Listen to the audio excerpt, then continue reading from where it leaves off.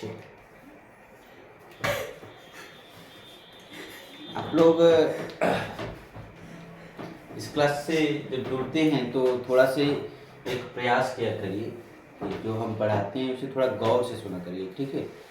और जब तक गौर से बातें नहीं होंगी ना, तब तक किसी चीज़ समझ में नहीं आएंगी। जैसे आप मैथ के लिए जितना आप प्रैक्टिस करते हैं या मैथ में जितना आप करते हैं, उसी हिसाब से आप संधि में भी करेंगे, क्योंकि संधि मतलब जोड़ और जोड़ मतलब मैथ, ठीक है। सारा प्रोसेस मैथ का ही है। संधि को समझते हैं, और संधि में कल हमने नियमगत बातें की थी। और नियम क्या था, तो सबसे पहले मैंने आपको बताया था कि संधि जो है आपकी, ठीक, तो संस्कृत भाषा का शब्द है। वही जो मैंने आपको दूसरा बताया था संधि के बारे में, कि संधि दो शब्दों से मिलकर बना है, सम जमा धी से। एक नियम है व्यंजन में, जो कि म को अनुस्वार के रूप में परिवर्तन करता है, तो हो जाता है क्या भी संधि, ठीक है। तो एक बात यहाँ से समझिएगा, जो आपकी संधि है उसका जो अर्थ होता है वो क्या है, मेल या जोड़ या समझौता, ठीक। मेल जोड़ या समझौता है संधि का अर्थ। दूसरा अगर मैं बात करूं, वही दूसरी पॉइंट, कल अगर नोट किए होंगे उस पॉइंट को तो देखिएगा। तो अगली जो पॉइंट है, संधि का अर्थ मेल जोड़ समझौता हो गया। वहीं अगला मैंने आपको बताया था कि संधि की परिभाषा। संधि की परिभाषा क्या है भैया, संधि की परिभाषा है कि दो वर्णों के मेल से उत्पन्न विकार को हम क्या करते हैं, संधि करते हैं। दो वर्णों के मेल से उत्पन्न विकार को हम क्या कहते हैं भैया, संधि करते हैं। और ये जो दो वर्ण हैं, ठीक है, यहाँ पे देखिए संधि में किसकी बात होगी, वर्ण की। और वर्ण की जो बातें होती है ना, वो वर्ण अपने आप में कहाँ होते हैं, शब्द के आखिरी में और शब्द के प्रारंभ में, ठीक। उन्हीं दोनों वर्ड का क्या होता है, मेल होता है। और मेल करके उनका एक तीसरा विकार, उसमें जो परिवर्तन होता है, उसे हम कहते हैं संधि। अच्छा, आ गई, मैंने आपको बताया था संधि के भाग या प्रकार या भेद। तो संधि के भेद या भाग कहें तो कितने भैया, तो तीन हैं। कौन कौन से, पहला आपका स्वर संधि, दूसरा व्यंजन, तीसरा विसर्ग। स्वर के 5 हैं, दीर्घ, गुण, वृद्धि, यण और अयाधि, ठीक है। इन 5 संधियों के बारे में हम स्वर में बात करेंगे। और स्वर की मैंने अभी आज ही हम स्वर शुरू करेंगे, ठीक है। फिर उसके बाद व्यंजन की बात किया था और विसर्ग की। और कहीं न कहीं सबकी परिभाषा भी मैं बताया था, जहाँ पे स्वर का स्वर से मेल हो और उससे उत्पन्न विकार जो आए वही स्वर संधि कहलाती है। व्यंजन का स्वर और व्यंजन दोनों से मेल हो तो उससे हम क्या कहेंगे भैया, व्यंजन संधि कहेंगे। विसर्ग का व्यंजन और स्वर दोनों से मेल हो उसे हम विसर्ग संधि कहेंगे, ठीक। आइए आगे हम अपनी इस क्लास को आगे बढ़ाते हैं। कल यहीं तक हमने, और संधि विच्छेद के भी कुछ नियम हमने बताए थे। अगर वो भी याद होगा तो ठीक है, अगर नहीं भी याद होगा तो याद कर लीजिए, ठीक है। क्लास को आगे बढ़ाते हैं। संधि के भेद हम पढ़ेंगे क्या भैया, संधि के भेद। और संधि के भेद के बारे में अगर मैं बात करूं तो संधि के भेद कितने हैं, तो 3 हैं। संधि के भेद कितने हैं, 3 हैं। कौन कौन से, ये 3 भेद कौन कौन से हैं, तो पहला आपका भैया होता है क्या, स्वर संधि। क्या है, स्वर संधि। दूसरा आपका क्या भैया, तो व्यंजन संधि, व्यंजन संधि। वही तीसरा आपका क्या होता है, तो विसर्ग संधि। कौन सा, विसर्ग संधि। संधि के 3 भेद में पहला आपको हो जाता है स्वर संधि, दूसरा हो जाता है व्यंजन संधि, वहीं जो आपका तीसरा होता है क्या भैया, आपका विसर्ग संधि, ठीक। तो जो स्वर संधि है, स्वर संधि के 5 भेद। स्वर संधि के कितने भैया, 5 भेद। और 5 में आपका अगर पहले की मैं बात करूं तो पहला आपका होता है क्या, दीर्घ स्वर संधि, दीर्घ स्वर संधि। दूसरा जो आपका भैया क्या है, गुण स्वर संधि, गुण स्वर संधि। वही जो आपका तीसरा है, गुण के बाद आपका आता है भैया क्या, वृद्धि। कौन सा, वृद्धि स्वर संधि। वही जो आपका चौथा संधि है आपका होता है क्या, यण स्वर संधि। ये देखिए सब स्वर संधि के भेद, सब में स्वर जुड़ा हो। पांचवा ये आपका क्या है, अयाधि, अयाधि स्वर संधि, अयाधि स्वर संधि। ये आपके 5 संधियां जो हैं स्वर के हैं, दीर्घ स्वर संधि, गुण स्वर संधि, वृद्ध स्वर संधि, यड़ स्वर संधि और अयादि स्वर संधि। अगर मैं इन संधियों पर अगर चर्चा करूं तो आप देखिए क्रम रूप से, तो पहला किस संधि पर चर्चा होगी? स्वर संधि पे। स्वर संधि में किसमें होगी? दीर्घ स्वर संधि की। तो एक नई रीडिंग लगाते हैं हम लोग संधि के भेद में। पहला हम लगाएंगे कि पहला क्या भैया? स्वर संधि। क्या लगाएंगे? पहला जो होगा आपका क्या? स्वर संधि। ध्यान दीजिएगा, पहली रीडिंग आपकी पड़ेगी स्वर संधि और इसकी परिभाषा लिखेंगे। परिभाषा क्या होता है भैया? परिभाषा साधारण है कि जहां पर लिखिएगा, जहां पर स्वर का मेल स्वर से हो तथा उससे उत्पन्न विकार ही स्वर संधि कहलाता है। स्वर संधि कहलाता है। ध्यान दीजिएगा कि जहां पर स्वर का मेल स्वर से हो, ठीक है, स्वर का मेल क्या हो? स्वर से हो तथा उससे उत्पन्न विकार मतलब परिवर्तन, ये क्या कहलाता है? स्वर संधि कहलाता है। ठीक है, जैसे अगर मैं बात करूं, अगर मैं बात करूं कि जैसे आप कैसे समझ सकते हैं, स्वर का मेल स्वर से हो मतलब अ आपका स्वर है जमा अ बराबर जो उससे उत्पन्न विकार होगा क्या होगा? वो आ होगा। ठीक, वो क्या हो जाएगा? आ हो जाएगा। इसी को हम कह देते क्या भैया? स्वर संधि। बात समझिएगा, स्वर के बाद स्वर वर्ण आएगा, स्वर के बाद स्वर वर्ण आएगा और क्या होगा? स्वर संधि। ठीक, तो एक बात समझिएगा स्वर की परिभाषा कि जहां पर स्वर का मेल स्वर से हो तथा उससे उत्पन्न विकार ही क्या कहलाएगा? स्वर संधि। ठीक है, दूसरी बात, स्वर संधि की जो भेद होते हैं कितने? 5 हैं। देखिएगा, पहला दीर्घ स्वर संधि, दूसरा गुण स्वर संधि, तीसरा वृद्ध स्वर संधि, चौथा यड़ स्वर संधि, पांचवा अयादि स्वर संधि। अब इसके बाद आपकी हेडिंग पड़ेगी क्या? दीर्घ स्वर संधि। ठीक है, दीर्घ स्वर संधि क्या है भैया? तो आपने देखा होगा कि जो स्वर होते हैं कई प्रकार से हैं। स्वर के हमने कई आधार पे बांटा था, तो वहां पे जो आपकी मूल जितने भी स्वर हैं, स्वर तो टोटल आपके 11 हैं।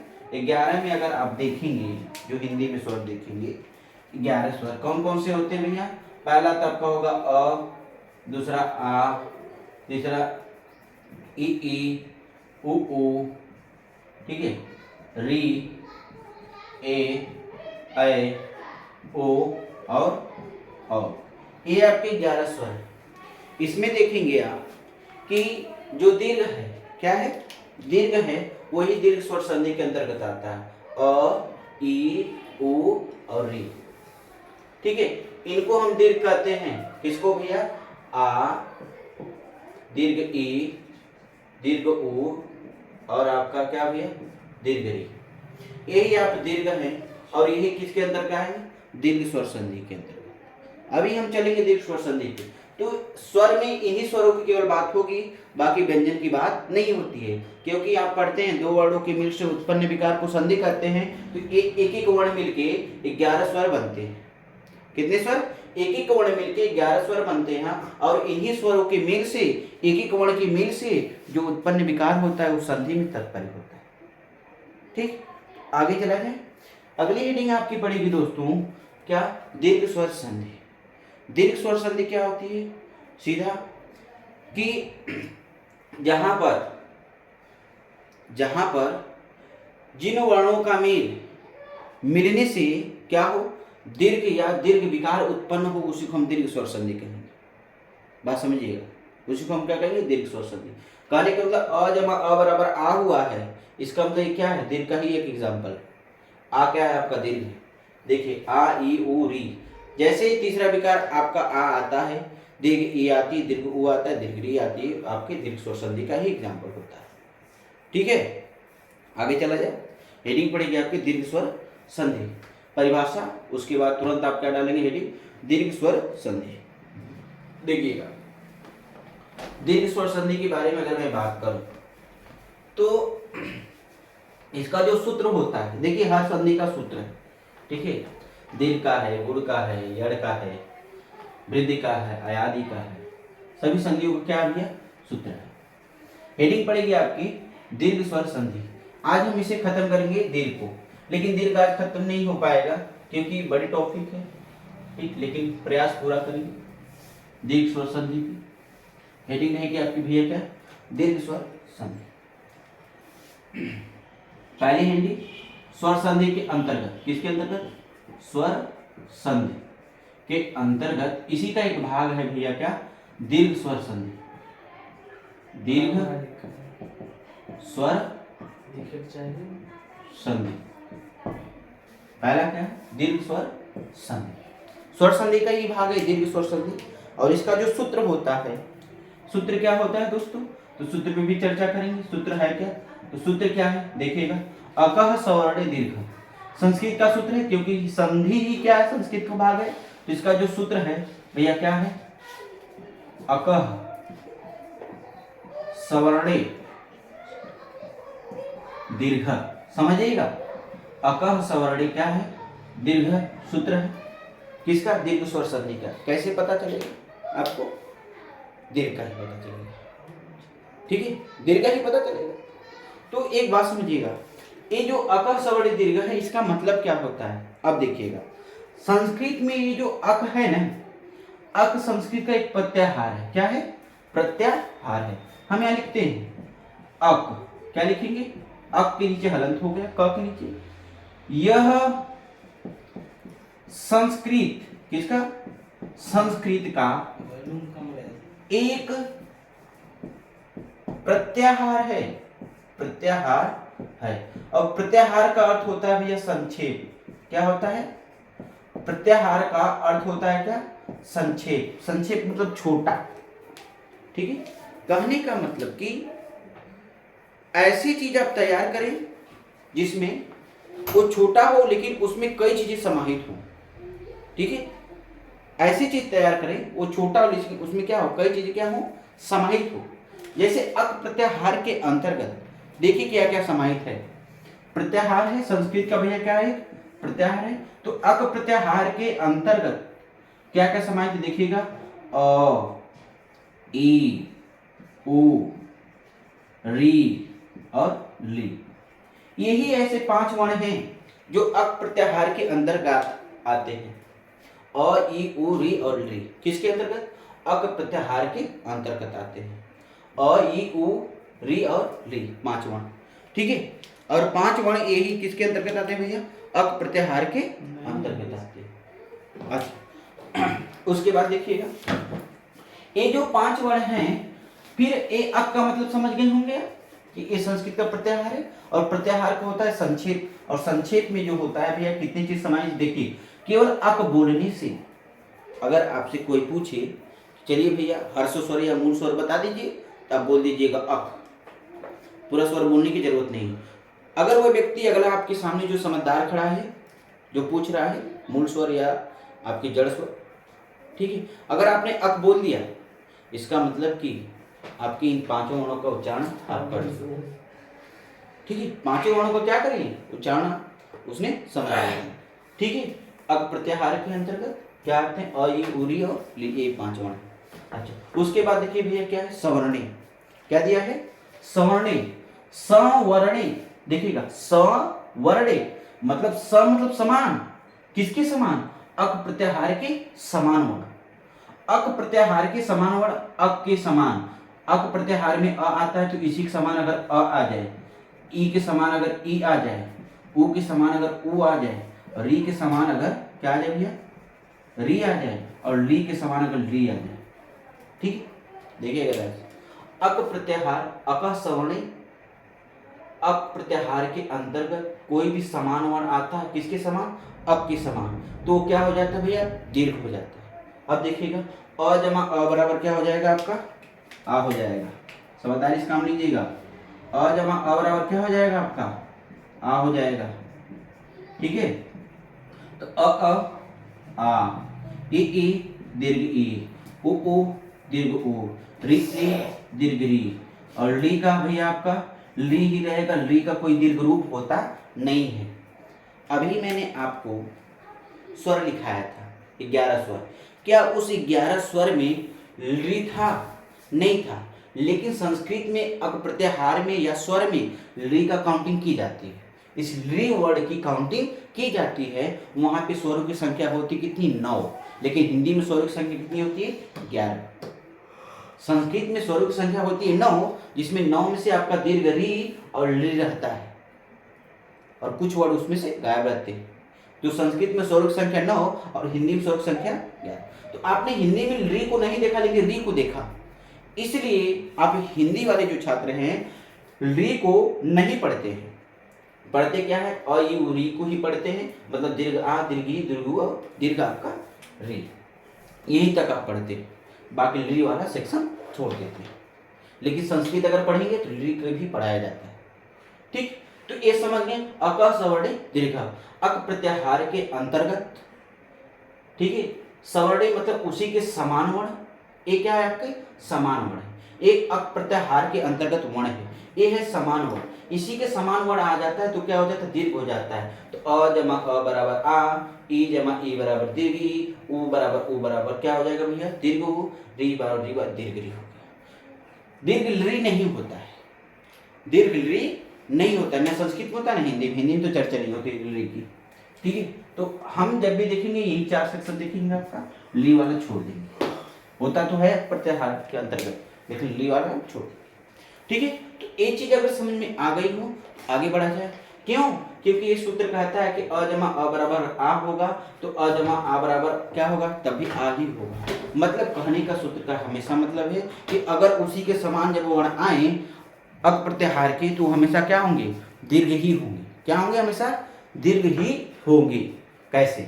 देखिएगा, यहां पे अगर मैं बात को मेंशन करूं, देखिएगा अ जमा अ बराबर क्या भैया होगा? आ, ठीक है। फिर उसके बाद देखिएगा अ जमा आ बराबर तब भी क्या होगा? ये आ ही होगा। आ जमा अ बराबर तभी क्या होगा भैया?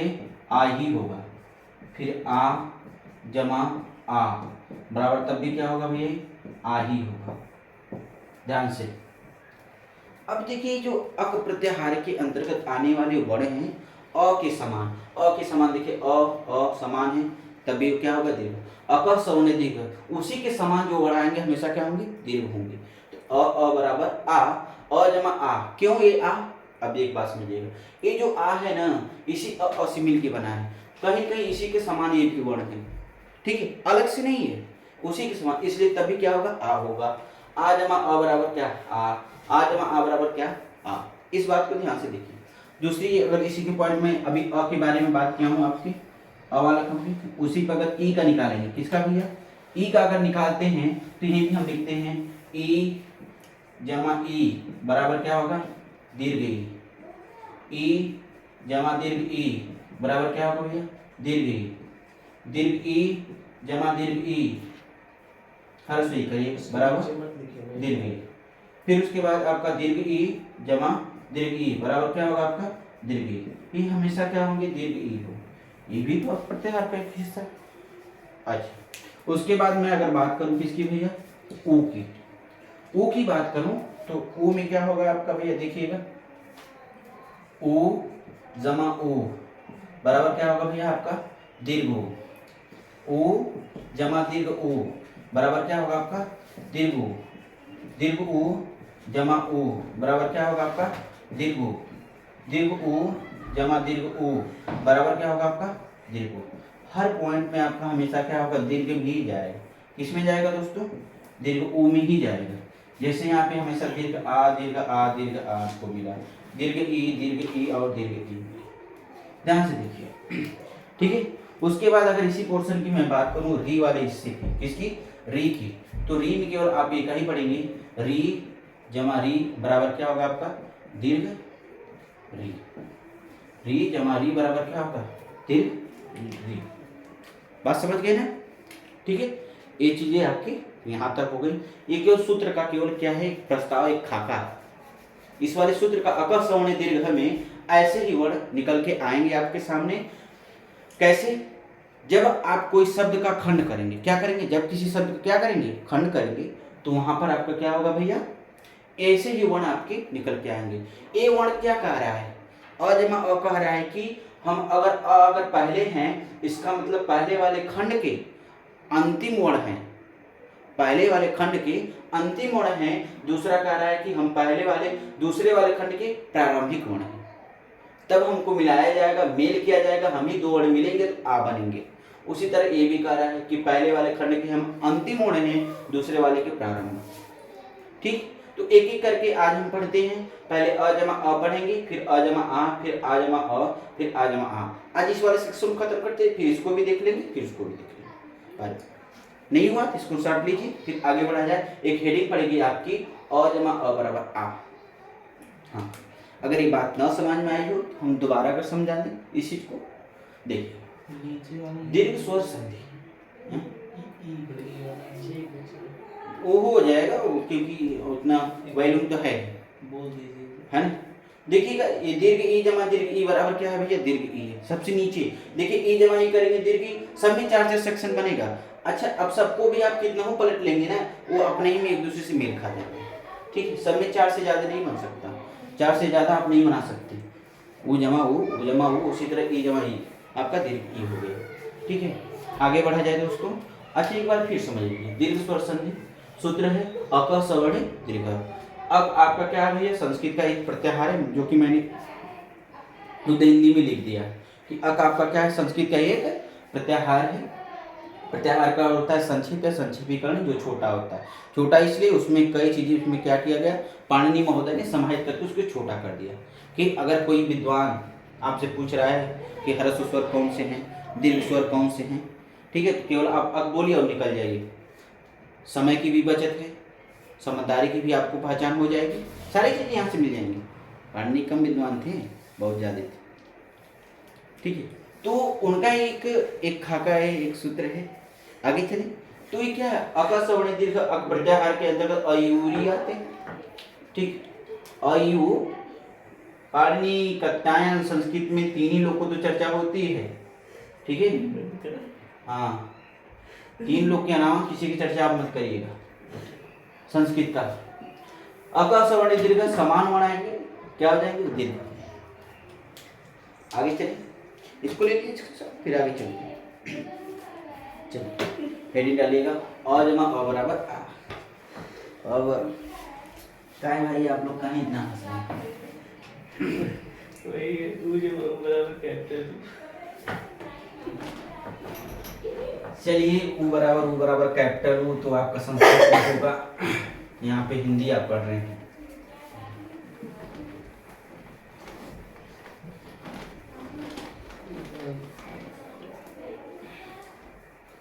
आज एक ही सेक्शन को हम कंप्लीट करते हैं ना, अ वाले को, क्यों एग्जाम्पल देखते हुए चलेंगे दोस्तों। ठीक है, हाँ, आपकी जो पहली हेडिंग जो रहेगी क्या होगी, वो पहली हेडिंग आपकी होगी अ जमा अ बराबर आ।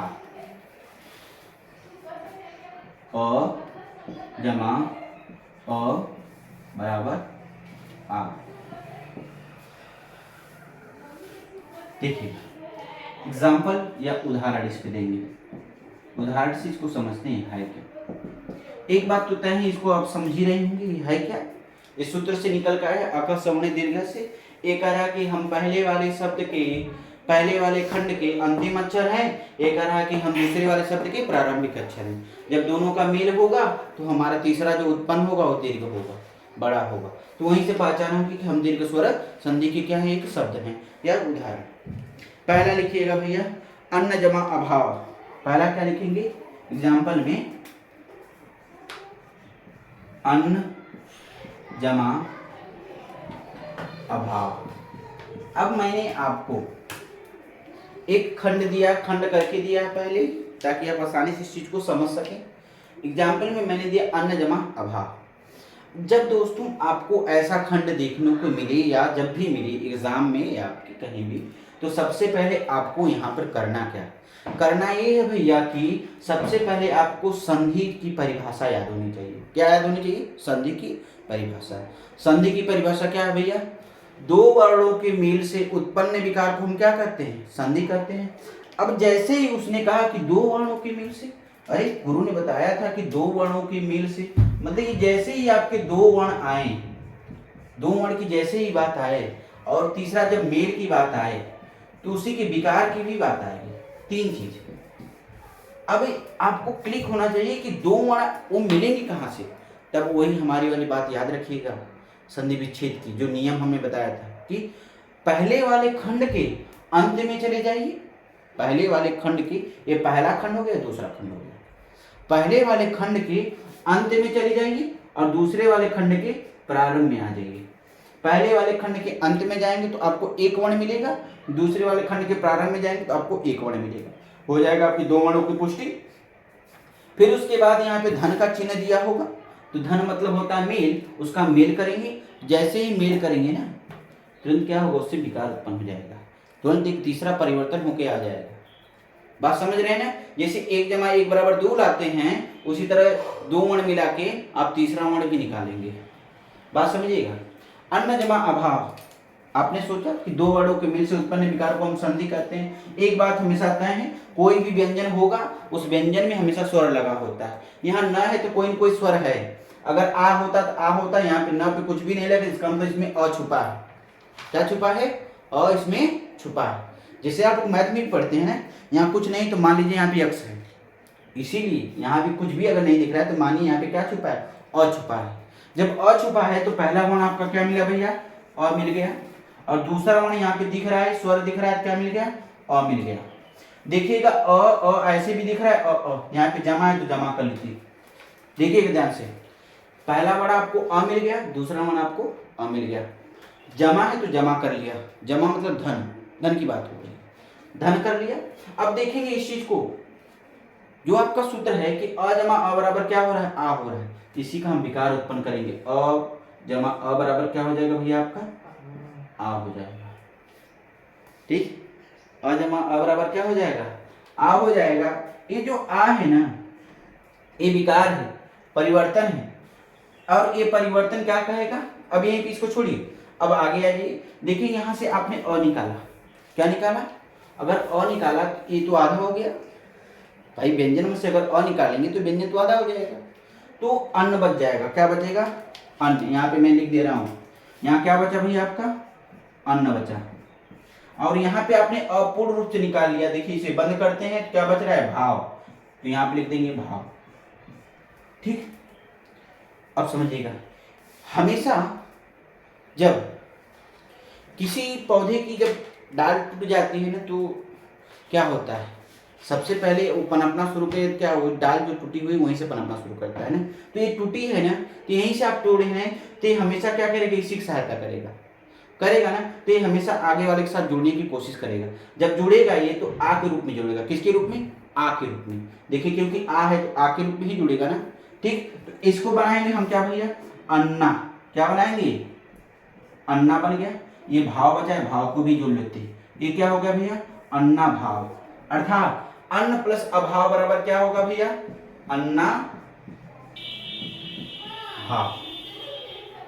अन्न प्लस अभाव बराबर क्या होगा? अन्ना भाव हो गया।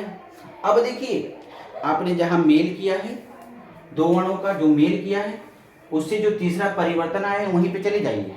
अब पता करिए यहाँ पे संधि कौन सी है।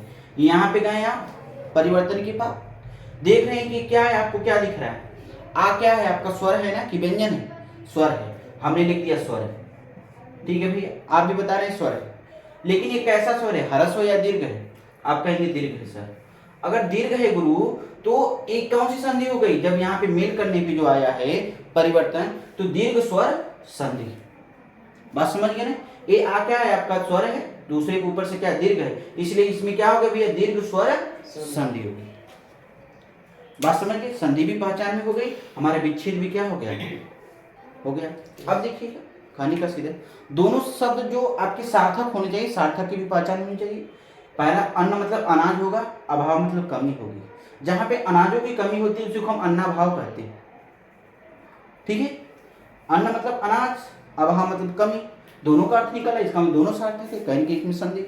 तो अगर ये एग्जाम्पल समझ में आ गया हो तो हम आगे बढ़िए, स्क्रीनशॉट ले लीजिए। एक दो और एग्जाम्पल दे दें आपको इसी पे, है ना। अन्न जमा अभाव बराबर क्या हो गया, अन्ना भाव। पहला देख लीजिएगा, हमने आपको बताया था अगर आपको ऐसा खंड मिले तो सबसे पहले क्या करिएगा, आपको संधि की परिभाषा याद होनी चाहिए।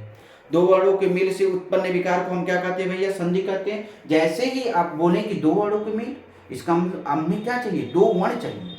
इसका मतलब क्या है, हमें दो वर्ण चाहिए। अब दो वर्ण भैया मिलेंगे कहाँ से, समस्या तो इस बात की है। तब हमारी बात वही याद रखिएगा, संधि विच्छेद में गुरु ने बताया था कि पहले वाले शब्द के अंत में जाएंगे और दूसरे वाले शब्द के प्रारंभ में। तो पहले वाले शब्द के अंत में गए भैया तो अ मिला, और दूसरे वाले शब्द के प्रारंभ में गए क्या मिला, अ मिला। और दोनों का क्या कर दीजिए, मेल, क्योंकि यहाँ पे दिख रहा है मेल, तभी मेल करेंगे। यहाँ पे जोड़ दिख रहा है तो जोड़ कर दीजिए। अब अ जमा अ करेंगे क्या बनेगा, आ, परिवर्तन है ना, विकार उत्पन्न हुआ ना, तो विकार जब आ गया, क्योंकि यहाँ पे देख रहे हैं अ जमा अ बराबर क्या हुआ, आ।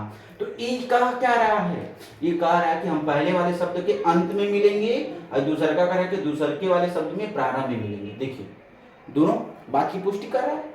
अब जब मिलेंगे तो हमारा तीसरा जो उत्पन्न होगा वो होगा आ, क्या होगा, आ, वही चीज आ हो गया। अब देखिए यहाँ से अगर स्वर निकल गया तो अन्न आपका आधा हो गया भैया, यहाँ क्या हो गया आपका, और पूरा स्वर निकल, यहाँ भाव बच गया। सबको जोड़े तो बना क्या, अन्ना भाव, अन्ना भाव।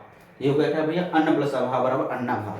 सार्थकता देख लेंगे, सार्थक क्या है भैया, अन्न मतलब अनाज होगा, अभाव मतलब कमी होगी। जहाँ पे अनाजों की कमी हो उसी को अन्ना भाव करते हैं। बात क्लियर, अगर पुष्टि हो गई तो ठीक है।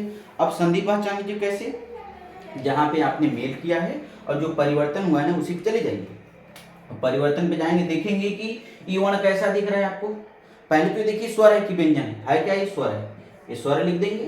कैसा स्वर है, हरस्व या दीर्घ, दीर्घ है तो दीर्घ लिख देंगे। इसलिए यहाँ पे क्या हो गया, दीर्घ स्वर संधि हो गई, बात खत्म। आगे चलिए भैया अगला एग्जाम्पल, अगला एग्जाम्पल लिखिएगा इसी का, ठीक। आप लोग वेद प्लस अंत दिव्यास्त्र, हम दोनों तरीके के देंगे आपको एग्जाम्पल, ठीक है। दोनों तरीकों से आपको देंगे एग्जाम्पल।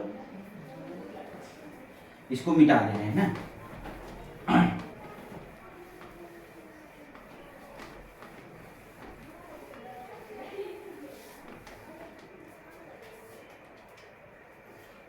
दूसरा एग्जाम्पल है, देखिए अ जमा अ का ही अभी बात चल रही थी, बराबर आ, इसी की बात चल रही। इसी के एग्जाम्पल अभी देंगे, वेद जमा अंत।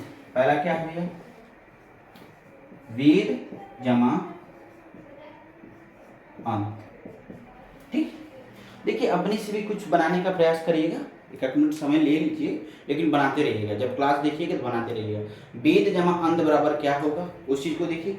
दूसरा हम दे रहे हैं दिव्यास्त्र, सत्यार्थी ले लीजिए, सत्यार्थी, विद्यार्थी, संधि विच्छेद भी अब करिए। अभी तो संधि विच्छेद मिल रहा था, अब लेकिन संधि विच्छेद करना है। विद्यार्थी, उसके बाद सूर्यास्त, धनार्थी, तो ये वाला होगा, सब अब होगा उसी में, सूर्यास्त,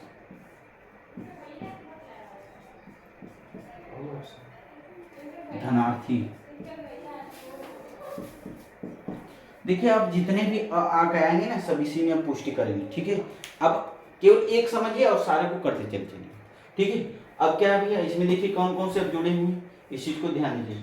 वेद जमा अंत बराबर क्या बनेगा, बोलिएगा, वेद जमा अंत बराबर बोले वेदांत, ठीक है, वेदांत। अब इस बात को कैसे पुष्टि करते हैं भैया कि वेदांत ही बनेगा, तो पुष्टि करने का सीधा आपने तरीका सीखा है। वेद जमा अंत, पहले वाले शब्द के अंत में, दूसरे वाले शब्द के प्रारंभ में अ मिलेगा तो आ बनेगा, का हो जाएगा वेदांत। सत्यार्थी का सत्य जमा अर्थी, आपने बनाया होगा, सत्य जमा क्या भैया, अर्थी। पहले वाले शब्द के अंत में अ मिला, दूसरे वाले में अ मिला, अ मिल के आ बनेगा, बनेगा क्या? सत्यार्थी। विद्यार्थी का विद्या जमा अर्थी, ठीक है। सूर्यास्त का सूर्य का सूर्य जमा अस्त। धनार्थी का धनार्थी धन जमा अर्थी। उसी तरह लिख लीजिए। रामावतार का राम किसका भैया? रामावतार। संधि विच्छेद क्या होगा? राम जमा अवतार। रामायण राम जमा क्या होगा? अवतार। ठीक है। तो अब आपको संधि कुछ न कुछ आसानी लग रही होगी, ठीक है। अब उसके आगे भैया इन सब का एग्जाम्पल तो हो गया, कहीं न कहीं आपको देखेंगे। जैसे अब यहीं पे कर लीजिए विद्यालय का, किसका? रामायण बताइए सर। विद्यालय, ठीक है। विद्या जमा आलय हो जाएगा, और बताइए विद्या जमा आलय। उन्होंने पूछा कि रामायण का संधि विच्छेद, रामायण का भी कर लीजिए। रामायण देखिएगा, राम जमा अयन हो जाएगा, राम जमा इसमें कई संधि होती है सर। अयन हो जाएगी, है ना? क्यों? क्योंकि यहाँ पे अ मिलेगा आपको और दूसरे वाले में भी क्या मिलेगा? अ मिलेगा। दोनों का मिले हुआ क्या होगा भैया? आ हो जाएगा। यहाँ पे क्या बच गया? राम आधा बच गया, यहाँ पे यण बच गया। अब देखिए इसके साथ जब जुड़ेगा क्या होगा? रामा हो जाएगा, यहाँ से यण को आप जोड़ लीजिए, क्या हो गया भैया? रामायण। यहाँ के रामायण और यहाँ का रामायण दोनों देखिए, दोनों सही है। हैंसन पुट का नियम है आपका। आपने यहाँ से शुरू किया था, यहीं पे आपने खत्म कर दिया, इसका मतलब आपकी संधि क्या हो गई? सही हो गई। क्या रामायण में कोई और संधि होती है? जैसे अगर रामायण की अगर मैं बात करूं तो दीर्घ ही है फिलहाल, क्योंकि नियम की पुष्टि जो कर रहे हैं वही, ठीक है। क्या यण? नहीं, यण नहीं है, क्या? दीर्घ ही, ठीक है। क्योंकि देखिए नियम जो कर रहा है, नियम के अनुसार चलिए ना। आ हो गया, रम बच गया, यहाँ पे राम बच गया, यहाँ पे यण बच गया, आप जोड़ेंगे क्या हो गया? रामायण हो गया। सीधी सी बात है। अपने जहां से शुरू कर रहे हैं वहीं पे अगर खत्म कर देना है तो आपकी संधि क्या होगी? सही होगी। इतना मान के सबको शुरू करिए जहां से और वहीं पे आप खत्म कर दीजिए, आपकी संधि पूर्णतः सही हो जाएगी, ठीक है। आगे चलिए ई वाले नियम पे। हम ये पूछ रहे थे कि रामायण में कोई और संधि होती है क्या? नहीं, और कोई नहीं है, यही है स्वर संधि है। स्वर संधि का नाम आपका क्या है भैया? आपका यही क्या? आपका दीर्घ स्वर संधि, ठीक है। आगे चलते हैं भैया। अगला उदाहरण हम देखते हैं ई जमा ई का। इसका देखेंगे ई जमा ई का। चलिए ई वाले पोर्शन का हम ध्यान देते हैं। ई पे इसको मिटा देना अगर हो गया हो तो, ठीक। स्क्रीनशॉट ले लें। हाँ, स्क्रीनशॉट लेते रहेंगे बच्चे, क्या है। आप लोग भी पढ़ रहे हैं, वो लोग भी पढ़ रहे हैं, पढ़ेंगे।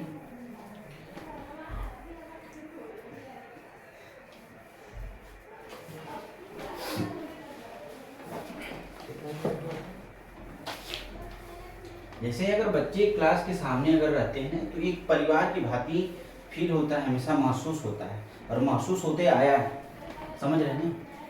तो क्लास जब भी रहती है तो एक परिवार की जैसा एक अनुभूति होती है और वो चीज़ दूसरी है, ठीक है। यहाँ पे जैसे 2-4 बच्चे हैं, ठीक है, फिलहाल अभी बच्चे बढ़ेंगे ही, कोई दिक्कत नहीं है, ऐसे ही बढ़ेंगे 2-4 से ही। चलिए देखते हैं भैया। दूसरा हम कहेंगे ई जमा ई का। ई जमा ई बराबर क्या होगा?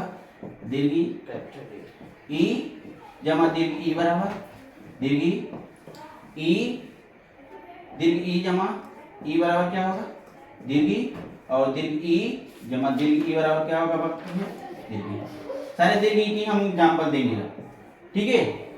चलिए पहला आप डालेंगे, इसी में सब देखते चलेंगे, ठीक है। एक एक करके अगर देखेंगे ना तो क्या होगा कि हमारी टाइमिंग भी जाएगी उसमें ज़्यादा, क्योंकि इसी में अगर देख लेंगे तो सबका एक बार अगर देख लेंगे किसी एक का तो सारी चीज़ें आपकी इसी में कंप्लीट हो जाएंगी। पहला लिखिएगा भैया अति जमा ईव क्या है? अति जमा ईव। फिर भैया आपका है अभिष्ट, अति जमा एक अभिष्ट। इंटर ठीक है, अब देखिएगा ये जो अति जमा यू है और अभिष्ट है, इन दोनों को मैं करके दिखाता हूँ, फिर आपको एग्जाम्पल देता हूँ। ठीक है, अति जमा यू बराबर क्या होगा भैया, होगा वैसे अतियु, क्या होगा अतियु। लेकिन मैं तो बना दिया, मैं तो टीचर हूँ, मैं बना दिया, लेकिन आपको भी तो बनाना है, आप भी तो टीचर बनेंगे। कुछ लोग इसी में टीचर बनेंगे, बीएड करने वाले भी टीचर बनेंगे, है ना, टेट वाले, स्टेट वाले, लोअर वाले सभी लोग जुड़े हैं इस क्लास से। तो सबके लिए एक बार देखिए इसको, अति कैसे हुआ, अगर हुआ तो कैसे हुआ, यहाँ पे देखिए। मैंने आपसे वही बात कहा कि जब आपको ऐसा खंड मिले तो सबसे पहली बार आप क्या करेंगे कि आपको संधि की परिभाषा याद होनी चाहिए। संधि की परिभाषा क्या है, दो वर्णों के मेल से उत्पन्न विकार को संधि कहते हैं। दो वर्णों के मेल से उत्पन्न विकार को अगर संधि कहते हैं तो आपके दिमाग में तुरंत क्लिक होना चाहिए कि दो वर्ण मिलेंगे कहाँ से। तब हमारी बात कही हुई हमेशा याद रखिएगा, संधि विच्छेद का पहला नियम कि दोनों सार्थक होना चाहिए, दोनों अगर सार्थक न हो तो कोई एक सार्थक होना चाहिए। तीसरी बात यही पुष्टि करेगा कि पहले वाले शब्द के अंत में एक वर्ण और दूसरे वाले शब्द के प्रारंभ में एक वर्ण। ठीक है, तो पहले वाले शब्द के अंत में एक वर्ण आपको क्या मिला, दूसरे वाले में क्या मिला। यहाँ पे भी भैया देखिए ई है, यहाँ पे भी क्या है ई है, दोनों का मेल कर दीजिए, यहाँ पे मेल है तो मेल करिए। अब जब मेल करेंगे तो तीसरा परिवर्तन हो क्या है आपका, क्या दीर्घ ई। अब यहाँ पे क्या बच गया, अथ बच गया, और यहाँ पे क्या बच गया, वह बच गया। अब ये मात्रा के रूप में जुड़ेगा अथ पे, तो हो गया अति, यहाँ पे वह कर दिए, वो क्या कर दिया अति, जहाँ से आपने शुरू किया तो वहीं पे आपने खत्म कर दिया। इसका मतलब आपका संधि विच्छेद क्या है, सही है ना। शुरू किए थे अति से और अति पे आपने खत्म कर दिया। वही हाई स्कूल वाला नियम जो आप सुने होंगे, लेफ्ट हैंड राइट और राइट हैंड लेफ्ट, त्रिकोणमिति में आप पढ़ते होंगे, है ना। तो देखिए अब अगर आपको ये पहचाने हो कि यहाँ पे कौन सी संधि है, अब चले जाइए जहाँ पे आपने मेल किया, जो परिवर्तन हुआ उसे घेर लीजिए, उसे क्या कर लीजिए, घेर लीजिए, और इसको एक एरो बना के इधर करिए और देखिए कि ई क्या है आपका, ई आपका स्वर है, क्या है भैया, स्वर है, लेकिन कैसा स्वर है, दीर्घ है, इसलिए यहाँ पे दीर्घ स्वर संधि हो गई, इसलिए यहाँ पे क्या हो गई, दीर्घ स्वर संधि हो गई। ठीक, आगे देखते हैं। आगे भी आपको मैंने दूसरा एक एग्जाम्पल दिया था अभिष्ट करके, क्या दिया था, अभिष्ट, अभिष्ट करके मैंने दिया था। अभिष्ट का संधि विच्छेद कैसे करें गुरुवर, सबसे बड़ी समस्या है। तो पहली बात, खंड आपका सार्थक होना चाहिए, किसी एक का हो, जरूर हो। यहाँ पे देख रहे हैं जो ई है दीर्घ ई है, अब दीर्घ ई बनती कैसे भैया, या तो ई से बनेगी या तो ई से बनेगी। और दूसरी बात, आपको जो शब्द लिखते हैं उस शब्द का उच्चारण भली भांति आना चाहिए। जैसे मैं लिख रहा हूँ अभी, क्या लिख रहा हूँ अभी, तो अभी जो होगा छोटी ई ही रहेगी, मतलब ह्रस्व ई, और इष्ट में भी क्या होगा, हमेशा ह्रस्व ई ही रहेगा। ठीक, अब देखिएगा यहाँ पे फिर वही चीज आ गई, संधि विच्छेद वाला नियम लगा दीजिए। यहाँ पे आपको ई मिला पहले वाले शब्द से, दूसरे वाले से ई मिला, दोनों का मेल करेंगे, दीर्घ हो जाएगा। यहाँ पे क्या बच गया, अब बच गया, और यहाँ पे क्या बच गया, सट बच गया। अब इसके साथ जब जुड़ेगा क्या बनेगा भैया, बराबर इधर हम लिख देते हैं, जब इसके साथ जुड़ेगा तो ये हो गया क्या भैया आपका अभी हो जाएगा। यहाँ से सट को मैं जोड़ लिया, क्या बन गया अभिष्ट। आपने जहाँ से शुरू किया तो वहीं पे आपने खत्म कर दिया, आपकी संधि पूर्णतः सही है ना। आपने जहाँ से शुरू किया तो वहीं पे आपने क्या कर दिया, खत्म कर दिया। ठीक है, तो दोस्तों ये चीज अगर समझ में आ गई हो तो मैं अन्य आपके एग्जाम्पल देखिए, फिर आज की क्लास यहीं पे स्टार्ट भी करूंगा। ठीक है, क्योंकि गर्मी भी बहुत हो रही है, धीरे धीरे गर्मी भाई बढ़ रही है। और लैब में ऐसी एग्जॉस्ट फैन की अभी व्यवस्था हो नहीं पाई, जल्दी हो जाएगी। हाँ, हम लोग लैब में हैं तो क्या करें, और लाइटों की जो रोशनी आती है ना उससे ज़्यादा ही अवशोषित होता है, इस वजह से गर्मी बढ़ती चली जा रही है। तो अन्य एग्जाम्पल के मैं अगर बात करूं तो लिखिएगा अन्य एग्जाम्पल में आप, ठीक, पहला लिखिएगा मुनि प्लस ईश्वर कपीस परीक्षा, यहाँ पे लिखेंगे आप मुनि जमा ईश्वर, एग्जाम्पल है मुनि जमा ईश्वर कपीस परीक्षा, इसी की एग्जाम्पल है ई का। ठीक है, आगे भैया अगला भी एग्जाम्पल कुछ और लिख लीजिएगा, देवीच्छा नारीच्छा, इसी में जोड़ लेते हैं। देवीच्छा,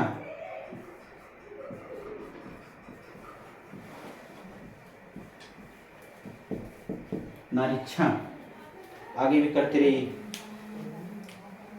रजनीश, नदीश, इधर लिख दे रहे हैं रजनीश,